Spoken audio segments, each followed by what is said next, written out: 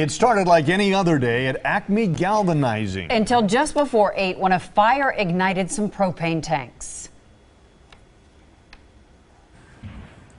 The propane tanks were in a storage shed. Several employees tried to put out that fire, but they quickly got out of the building before the propane tanks started exploding.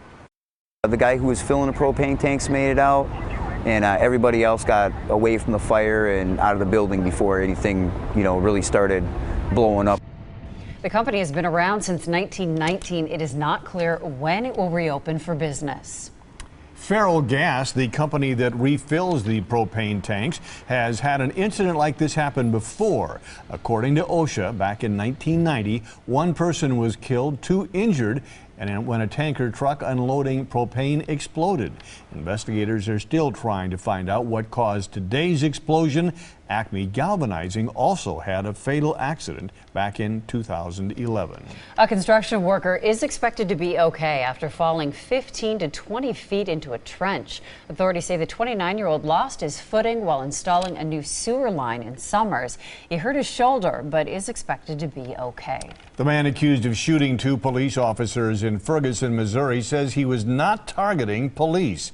Jeffrey Williams says the shots were fired during an argument more than 100 yards from the police station. The officers are going to survive. Investigators say that Williams was part of the police protest. Tensions have been high since a report came out showing racial bias within the department following the police shooting death of Michael Brown. Governor Walker is back in Wisconsin after a busy weekend on the East Coast. He spoke at the annual Governor's Conference on tourism this morning in La Crosse.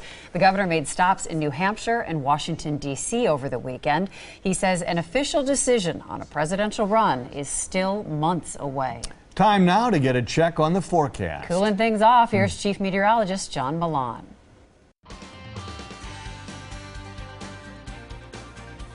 Beautiful day, lots of clouds around, but the air very, very warm, and we are looking at dry conditions also.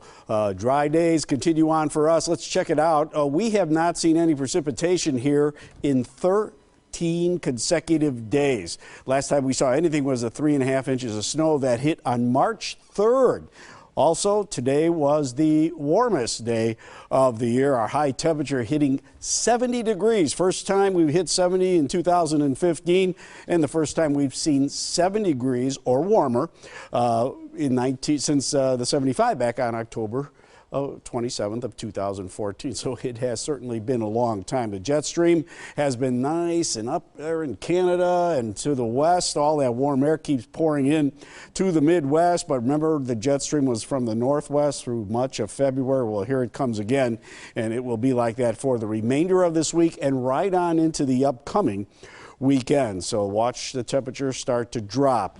Very hot across the plains today, and we saw temperatures in the 70s, 62 in the Twin Cities, 56 in Fargo, and the winds are starting to shift, and through the evening hours they will shift to the north, northeast, and then back north to the morning hours and northwest by late tomorrow, and then we will see essentially cooler air coming in for the next couple of days on those northerly winds. Tonight's low temperatures are all the way down to 32 in Milwaukee, 33 Racine, 31 in Waukesha and Port Washington, 29 Beaver Dam and Fond du Lac, and also in Sheboygan. So satellite through the evening hours, through the overnight hours, we'll see clouds sticking around, and we'll see rain showers to the north. Now, some of those could be sprinkles that make it down here, but all in all, we're looking essentially at mostly cloudy skies. Watch the front goes through the evening hours, maybe a sprinkle right behind it.